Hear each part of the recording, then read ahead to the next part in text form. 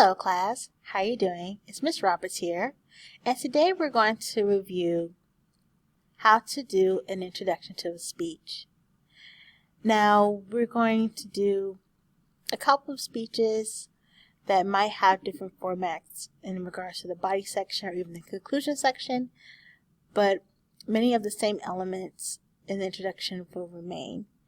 Then I'll also talk about the conclusion in a later video. Let's begin.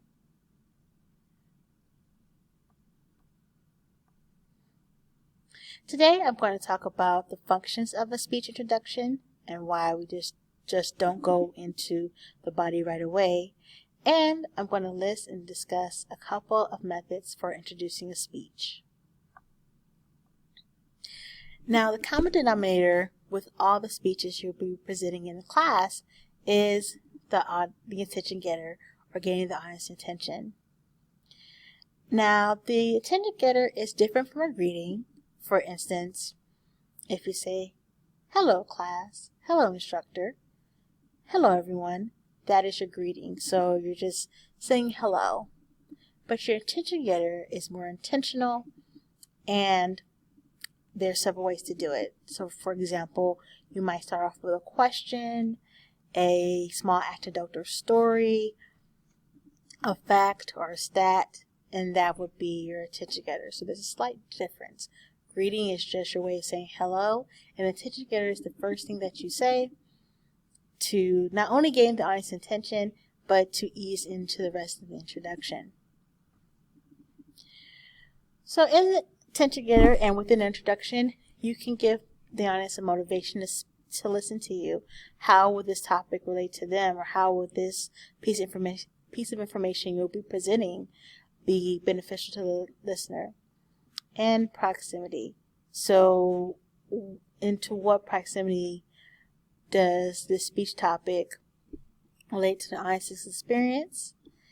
And you can think about how to organize your speech to where the most important things you're going to talk about will be presented first. You're also going to introduce the subject via central idea. Now, I like to use the word thesis statement and central idea interchangeably, and what you'll be doing is in one sentence or two max, you're going to talk about what the topic of your speech is going to be and give a list of your speech subtopics. So, for example, if I wanted to talk about how to make my famous berry salad, I might begin my central idea by saying, "Today I'm going to teach you how to make my berry salad. First, I'm going to talk about the ingredients you need to collect.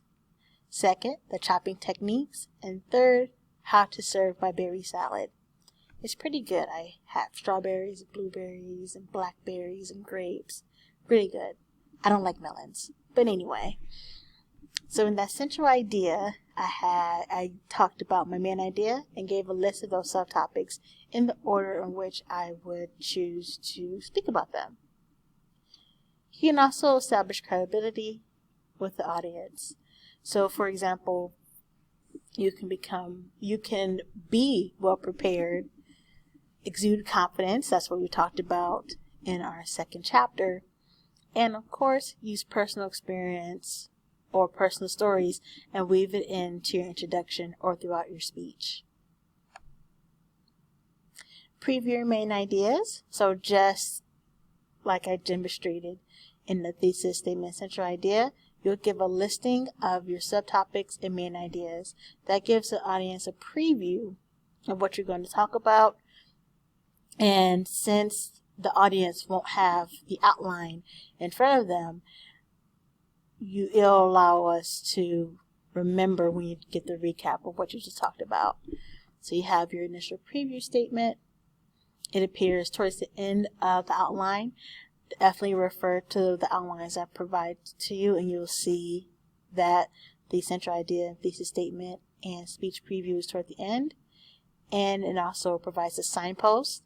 A signpost is a type of transition word that tells the audience where you are in the speech. So when you say, "Today I'm going to talk about A, B, and C," that's a signal to the audience that you're giving your preview, and then the next thing you're going to say, you'll be transitioning into your first subpoint.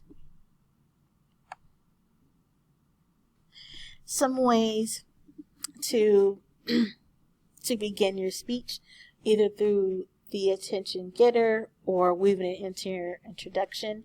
You can give introduction or anecdotes, meaning little short stories, keyword on the word short. You can also use stories as bookends. So for example, in the conclusion chapter, you have to figure out how to sum up, or you have to figure out how to provide a final statement. So say if you provide an anecdote at the very beginning, you can almost treat that as bookends. So don't finish the anecdote until the final statement. So the first part of the story is at the beginning as a attention getter, and the ending of that anecdote or story can be used at the very end. That's just one technique you can do to have the attention getter and your final statement play off of each other. And you can figure out what to say at the beginning and what at the end. You can also talk about startling facts or stats. Be mindful though, because if you have a fact or a stat, you still have to cite that source. So for instance, you have to say transitions such as according to, such and such states, such and such says, even if you're using it as an attention getter. The same thing goes for quotations. If it's interesting, compelling, and it can lead to the main ideas of your speech, go ahead and use it, but make sure to cite that source. You can also use a little bit of humor. Say if you want to have a funny story at the very beginning, you can use a funny joke or a funny quote to make the audience laugh, get them warm up to you, and go into your speech. But make sure to use humor properly and strategically. You can also ask questions. Rhetorical questions, you might have heard of that term before. Rhetorical questions are questions that aren't necessarily meant to be answered right away, but it'll get the audience to think about your topic. So for example, if I wanted to talk about how to make my berry salad, I might ask a question such as, hey everyone, how many of you like to eat fruits? How many of you like to eat fruit salad? Well, I have a recipe that gives a berrylicious twist on the fruit salad. Do you see what I did there? I didn't expect my audience to answer the questions, but now they're thinking about fruit salads and berries, and that's exactly where I want them. I'm getting kind of hungry right now. But that's not the point. You can use questions to get the audience to think, prime them for what you want to talk about, and you can go on with an answer. You can also make references to historical events, current events, personal references or personal testimonies in the introduction as well, just to frame what you're going to talk about and support what you're going to talk about. If you are giving a ceremonial speech, that's one of the last chapters in the book. Say you're at a wedding, you're going to have to mention weddings. Ding, ding, ding. Pretend this is a glass. Ding, ding, ding. I want to give a toast to the bride and the groom.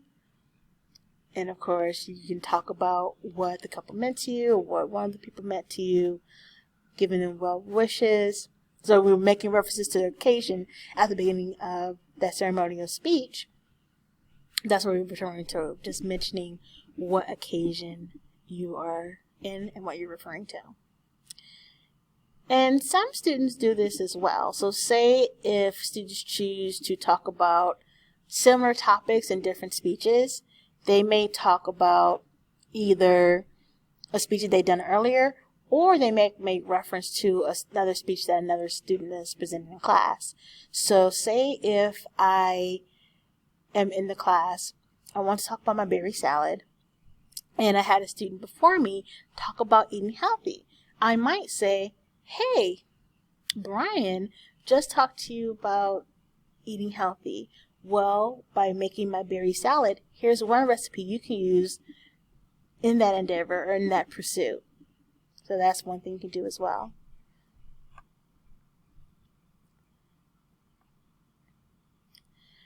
Okay, everyone. So that is a brief introduction to introductions. We're also going to have supportive assignments and make references to the outline to help support you in crafting a solid and effective introduction. Make sure to also look at the conclusions video for more tips. You might see some parallels there as well. That's fine. I like to make reference to bookends. The introduction introduces the topic, gives the preview, main idea, and then the conclusion wraps up those main ideas and you give your final statement and final thoughts. You can treat them as bookends and you can use that as strategies for your attention getter and closing statements. Alright, until next time, class. Bye.